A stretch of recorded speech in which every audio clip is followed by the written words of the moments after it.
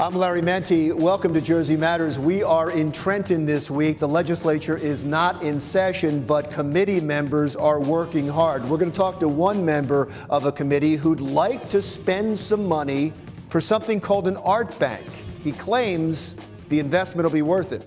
And an explosive demonstration in New Jersey, all in an effort to fight terrorism. Those stories and much more coming up next, because Jersey Matters.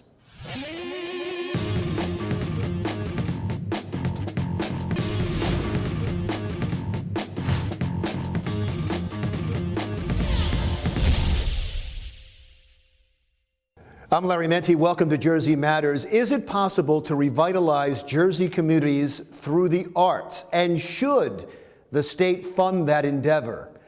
Our next guest believes that. Assemblyman Reed Gusciora, thank you so much. I appreciate you being here. Thanks, from Mercer County. Explain this. It's called an art bank. How does it work? Well, the State Department often gives grants out to artists and worthy causes and helps community college establish museums. But this would actually be a artist bank where the state would give loans to art colonies that are trying to establish, particularly in urban areas. And oftentimes you'll see artists coming into distressed cities because the rent is cheap. But this would actually encourage them to come into a certain select city, establish an artist colony, and from there you'll often see urban revitalization spring forth. You say often see. Is there proof of that? Yes, you'll see around the country, oftentimes people travel, they'll go to great art cities. They've often started with mini incubators of artists being attracted there. And artists often bring musicians, they'll bring arts, you'll have coffee shops thrive from them. So it's a good way to be an economic engine. Connecticut has a program that's established that's trying to encourage artists to come to the state, and I think that New Jersey would be well positioned to equally attract artists into distressed communities, take advantage of the low rents, but able to bring in tourist dollars and economic dollars. The argument against it, of course, would be it's a bad time for the bill, that the state is strapped for cash, that it's not going to be able to afford even $25 million for a project like this. And we see it in high schools, we see it in communities. Arts is the first thing to get cut. You want to put it in the forefront. And that is a shame, because you'll often see arts and music programs cut. This is something that keeps kids in school, but also attracts people to distressed areas. So I think it's something that we can't afford not to invest in. So there's a return on investment on it? Absolutely. If you put the money towards it. Let me get to another bill that you have, and I don't know if it's important or not, but I'm going to point it out anyway. You were the first openly gay assembly person, and you are sponsoring a bill, and correct me if I'm wrong on that, to teach LGBT history in, is it high schools? A part of the core curriculum standards, it's modeled after a California law that where appropriate, it would be good to discuss those issues. What's where appropriate?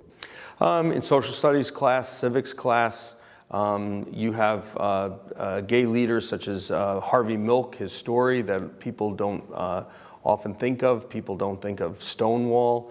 We have congressional leaders such as Barney Frank that have been great contributors to the fabric of American society.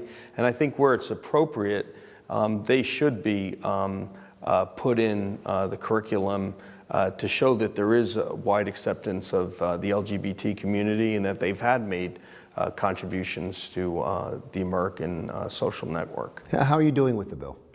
Great. It's received a few co-sponsors, and it has been accepted by my colleagues. I hope that the bill moves further in this legislative session. Do you expect some pushback on it?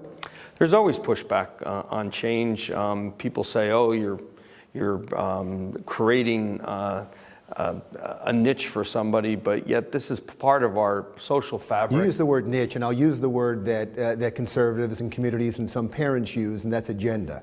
They love to use that word. Is this part of a greater agenda?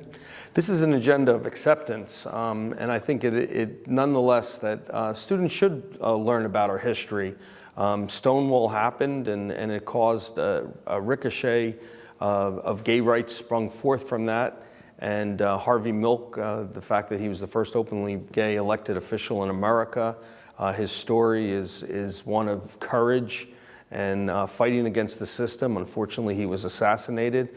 But I teach at a local college, and a lot of students don't know who Harvey Milk is. Is it the right time for this bill? These stories and these statesmen in history are why we're here today. And unless you understand the struggles that Harvey Milk went through, not unlike any other civil rights controversies in our America, then you really can't understand why the gay rights movement is so important to so many people in this country. Is this something this governor would go for? It depends on whether he's running for president still. Really? So you don't think he is George Wallace or Lester Maddox anymore? You compared him to those two in the past. No, I didn't compare him to him. I compared his position on marriage equality. Well, no, he said that civil rights should be on the ballot, and that if the segregation laws were on the ballot in the South, they wouldn't have the fighting in the street. And I said 2 governors would definitely agree with your stand, George Wallace and Lester Maddox. They would love to have segregation laws on the ballot, and we'd still have segregation in the South. So sometimes you have to fight in the streets, sometimes you have to fight in the courts. Well, he's not running for president. Have your attitudes changed towards him then? I get along with the governor. I think he's a good person. I'm sure you'd want to have a beer with him. And I don't disrespect him. I disagree with him on many issues, but I think in the end his heart is there, and I think he wants to do what's best for New Jersey. That said, I think he needs to differentiate between the red state strategy and the New Jersey state strategy. I think some of his views have been tailored to a red state strategy. Assemblyman Reed Gusciora, we will check back if we can on those bills. Jersey Matters continues in just a minute.